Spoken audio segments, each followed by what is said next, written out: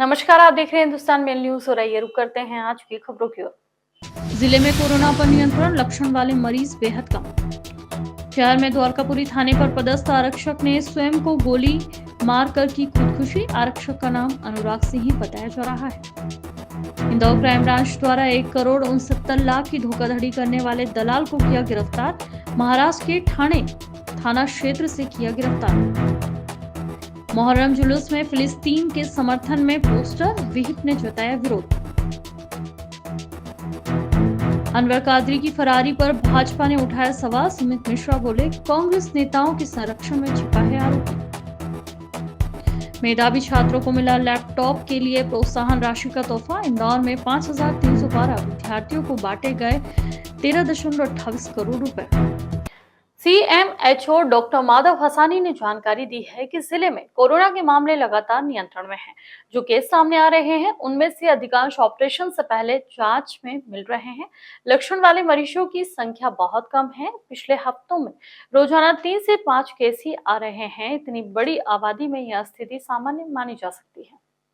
Doctor Hassani ने कहा कि कोरोना को लेकर घबराने की जरूरत नहीं है।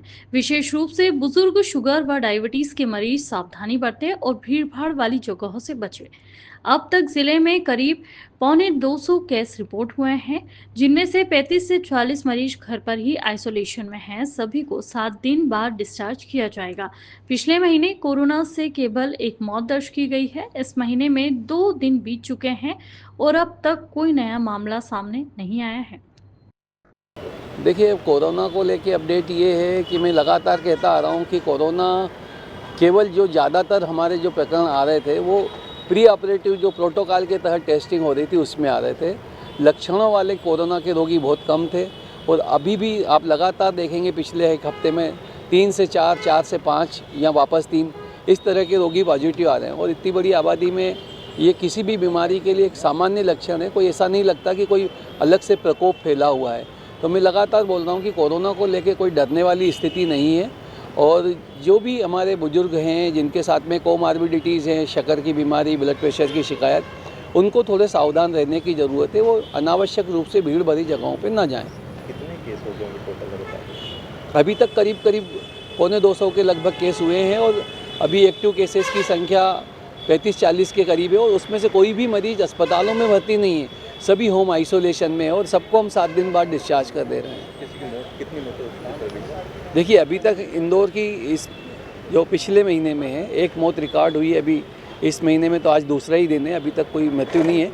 और वो जो पिछले महीने की जो मृत्यु थी उसमें भी रोगी लंबी बीमारियों से ग्रस्त था और लंबे समय से टीबी का उपचार लिया हुआ था और उसके अलावा अस्थमेटिक था, डायबिटीज़, ब्लड प्रेशर की भी शिकायतें थी।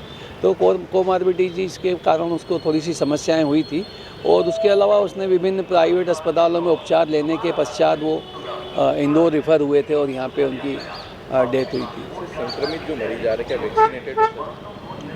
देखिए, वैक्सीनेशन तो जो भारत सरकार ने जो ड्राइव चलाई थी तो मुझे लगता नहीं कि कोई बहुत ही कम संख्या में ऐसे लोग बचे होंगे जो नॉन वैक्सीनेटेड है। ज़्यादातर लोग वैक्सीनेटेड हैं और वैक्सीन का प्रभाव ही है कि हम लोग सब आज आसानी के साथ में कोरोना को होते हुए भी अपना जीवन जी रहे हैं। तो ऐसी कोई चिंताजनक स्थिति कोरोना को लेके नहीं है। इंदौर में फिर एक बार थाने में पदस्थ आरक्षक द्वारा सरकारी रिवॉल्वर से स्वयं की गोली मारकर खुदकुशी करने का मामला सामने आया है। पुलिस के वरिष्ठ अधिकारियों द्वारा जानकारी लगते ही मौके पर पहुंचे। 10 वर्ष पहले पुलिस विभाग में पदस्थ हुआ था आरक्षक। फिलहाल पारिवारिक विवाद से जुड़ा हुआ मामला बताया जा रहा है। इंदौर के द्वारकापुरी थाने पर पदस्थ अनुराग नामक पुलिस आरक्षक द्वारा बंदूक से स्वयं पर हमला कर खुदकुशी की गई। बताया जा रहा है कि 10 वर्ष पहले वह पुलिस विभाग में पदस्थ हुए थे और उसके बाद इंदौर के अलग अलग स्थान में भी रहे। 1.5 साल पहले ही शादी की थी, लेकिन अभी कुछ दिनों से उनकी धर्मपत्नी मायके में रह रही है और वह थाना क्षेत्र में ही आने वाले दिग्विजय मल्टी में रहते थे। फिलहाल उन्होंने यहां कदम क्यों उठाया, इसकी पूरी जांच की जा रही है। तो वहीं पारिवारिक विवाद की भी बात सामने आ रही है। फिलहाल पुलिस ने मौके पर पहुंचकर ऑफिशियल टीम के माध्यम से तमाम सबूत जुटाए हैं और मर्ग कायम करते हुए जांच पड़ताल शुरू कर दी है। एक जो आरक्षक के द्वारकापुरी थाने में पदस्थ है अनुराग दबोरे, तो उसकी एक आरक्षक के साथ दूसरे आरक्षक के साथ उसकी ड्यूटी थी, बीट ड्यूटी, रात्रि 10 बजे से लेकर सुबह 8 बजे तक। तभी रात्रि में 4:30 बजे तो दिग्विजय मल्टी के पास एक चौकी थी जो कि द्वारकापुरी की एक स्थायी चौकी बनाई हुई है, वहाँ पर जाकर ये लोग बैठे थे, वहाँ पर थे। तभी इसके द्वारा जो अनुराग के द्वारा अपनी इंसास राइफल से गोली मारकर सुसाइड कर लिया गया। फिलहाल उसके बाद दूसरे जो साथी आरक्षक के द्वारा उसको थाने में बताया गया, वरिष्ठ अधिकारी को बताया गया। फिलहाल इसमें मर्ग कायम किया जाकर जांच की जा रही है। प्रारंभिक पूछताछ में अभी फिलहाल पारिवारिक तनाव के कारण सामने आया है।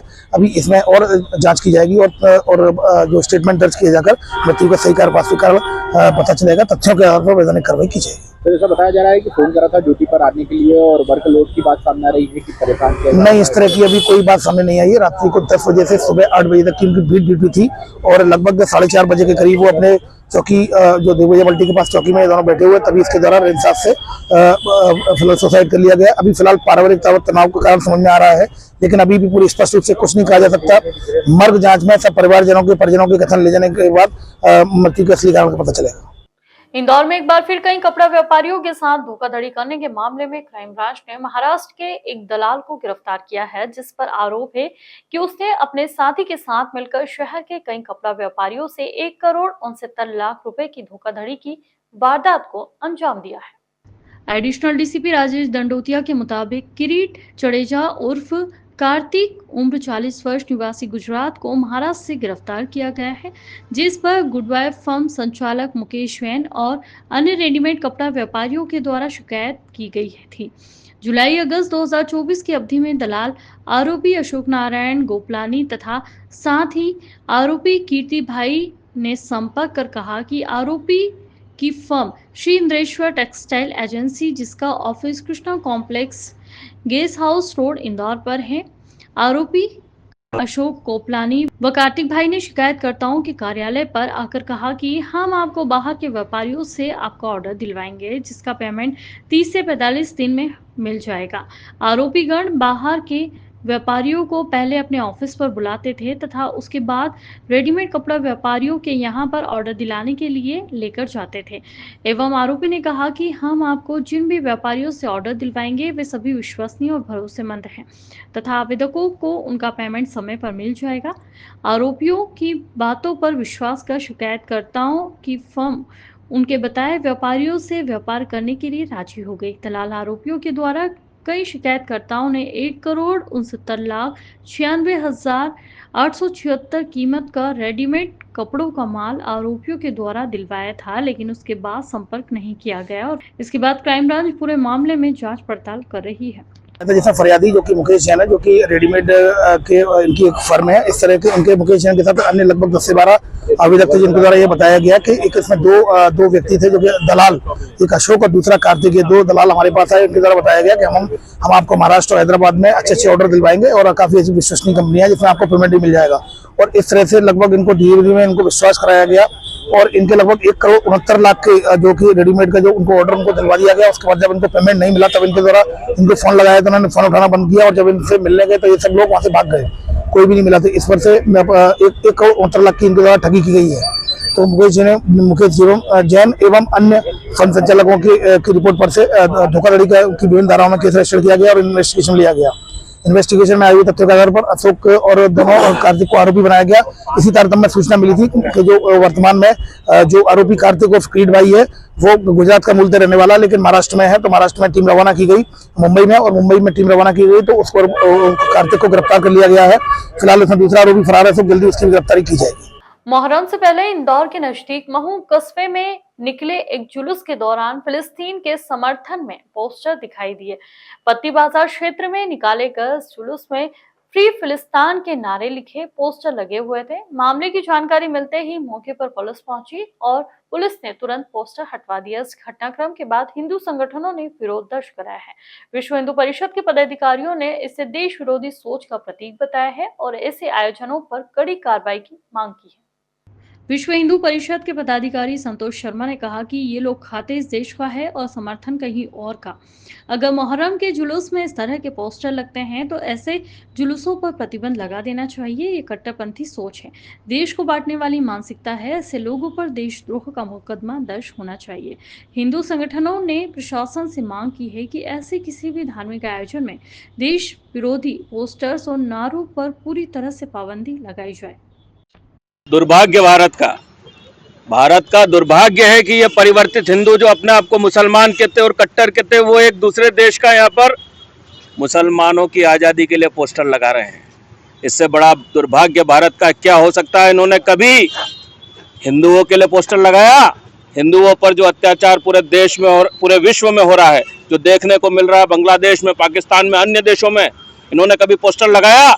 इन्होंने कभी उस विचारधारा के लिए पोस्टर लगाया जो यहाँ पर रहते और यहाँ पर खाते और यहीं की नहीं बजाते हैं? हिंदुत्व के लिए कभी पोस्टर लगाया? कभी भारत के लिए पोस्टर लगाया? नहीं लगाया। फिलिस्तीन के लिए पोस्टर लगाया। दुर्भाग्य इस भारत का कि संसद के अंदर भी एक व्यक्ति ने शपथ ली थी और जय फिलिस्तीन का नारा लगाया था।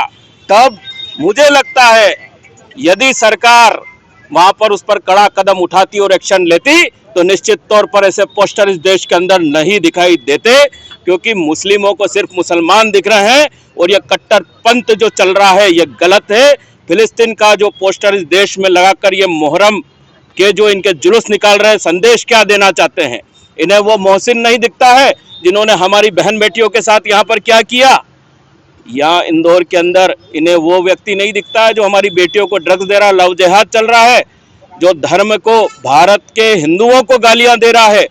ऐसे लोगों पर, ऐसे पोस्टर लगाने वाले लोगों पर तुरंत कार्रवाई करना चाहिए, नहीं तो इनके जुलूस जो निकल रहे हैं हम उन पर प्रतिबंध की मांग करते हैं। कौन सी कार्रवाई होनी चाहिए? क्या लगता है? देशद्रोह की कार्रवाई होना चाहिए, क्योंकि ये केवल मुसलमानों की बात करते हैं और कट्टरपंथ की बात करते हैं। और ये हिंदुस्तान है, यहाँ पर हिंदुस्तान और भारत के पोस्टर लगना चाहिए, अन्य देशों की आज़ादी के पोस्टर नहीं लगना चाहिए, जो मुस्लिम समर्थित और कट्टरपंथी देश है जो भारत का विरोध करते हैं। ऐसा लगता है इस तरीके का पोस्टर देश को बांटने के लिए? बिल्कुल। फिलिस्तीन जो है भारत का हमेशा से विरोधी रहा है, उसने हमेशा भारत का विरोध किया है और जो लोग फिलिस्तीन का समर्थन करते हैं वो देशद्रोही है। निश्चित तौर पर इस भारत के अंदर, इस राष्ट्र के अंदर उन पर देशद्रोह की कार्रवाई होना चाहिए। यदि इंदौर में, महू में लगा है तो कहाँ है कलेक्टर, कहाँ है पुलिस कमिश्नर?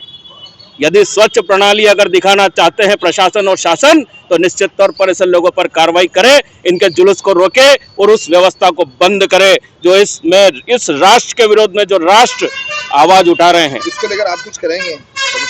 देखिए, हम लोग तो निरंतर अभी भी बोल रहे हैं, स्पष्टता से, मुखरता से बोल रहे हैं कि इन कट्टरपंथियों को रोका जाए इस राष्ट्र के अंदर, क्योंकि हमने 9 ठिकाने यदि ध्वस्त किए हैं पाकिस्तान में जाकर, इस देश के 900 ठिकानों का क्या करेंगे? जो इस प्रकार से फिलिस्तीन के पोस्टर इस देश में, इस शहर में, अहिल्याबाई की सनातन की नगरी में लगा रहे हैं। कहाँ है पुलिस, कहाँ है सरकार, कहाँ है शासन? कार्रवाई होना चाहिए देश विरोधी इन कट्टरपंथियों के खिलाफ और इस मोहर्रम के जुलूस पर रोक लगाना चाहिए। ये हमारी स्पष्ट तौर पर सरकार से मांग है। पिछले काफी समय से फरार चल रहे लव जिहाद की फंडिंग केस में आरोपी कांग्रेस पार्षद अनवर कादरी को पकड़ने के लिए पुलिस लगातार प्रयास कर रही है। जिला प्रशासन द्वारा अनवर कादरी के खिलाफ रासुका भी लगाई गई है। अब इस मामले में भाजपा के नगर अध्यक्ष सुमित मिश्रा का बयान सामने आया है। सुमित मिश्रा ने कहा कि हमारे पास ऐसी गुप्त सूचनाएं आ रही है कि अनवर कादरी कांग्रेस पार्टी के बड़े नेताओं ने संरक्षण में फरारी काट रहा है। साथ ही सुमित मिश्रा ने कहा कि जो भी अनवर कादरी को शरण दे रहा है इसकी भी जांच होगी और अनवर कादरी को संरक्षण देने वालों पर भी पुलिस प्रशासन कार्रवाई करेगी।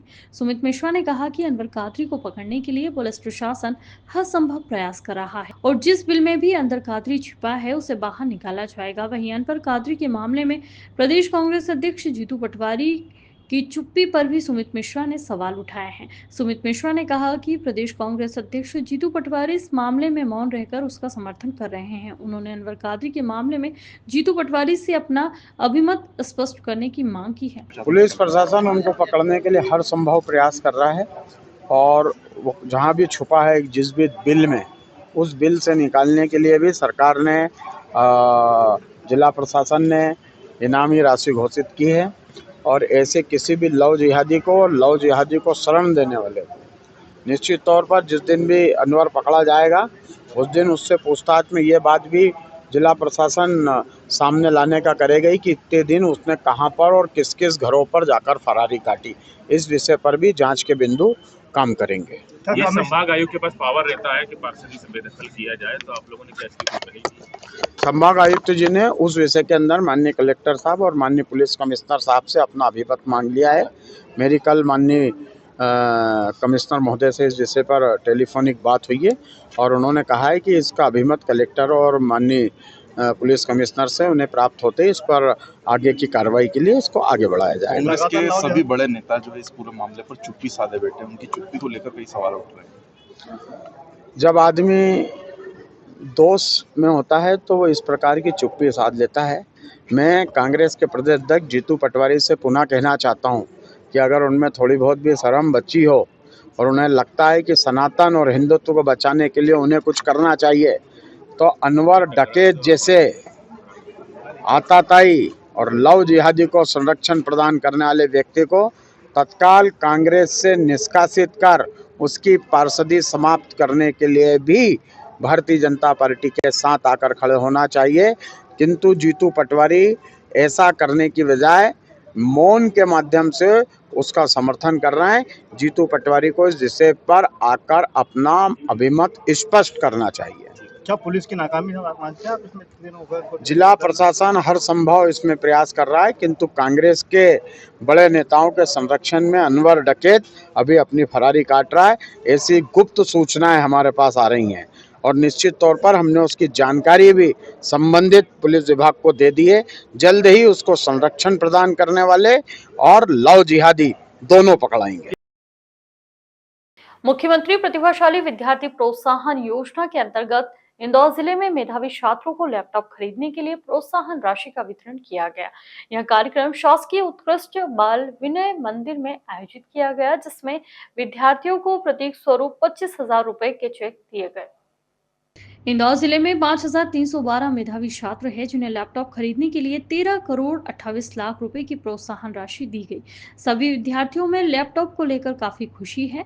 यह प्रोग्राम भोपाल में किया गया और इंदौर में वर्चुअल इस प्रोग्राम का प्रसारण किया गया, जहां इंदौर के उत्कृष्ट विद्यार्थी उपस्थित रहे और उन्हें लैपटॉप की राशि दी गई। प्रदेश सरकार की नई शिक्षा नीति भारत सरकार की, उसके अंतर्गत ऐसे छात्र जो 75% से ऊपर जिनके नंबर आते हैं उनको इस तरह से प्रोत्साहित किया जाता है। और आज मध्य प्रदेश के लगभग 94,000 विद्यार्थी इसके लिए पात्र हुए हैं। उनको माननीय मुख्यमंत्री जी ने सम्मानित किया है। इंदौर में भी लगभग 4,000 से ज़्यादा छात्र इसमें सम्मानित हुए। मैं सारे छात्रों को बधाई देता हूँ।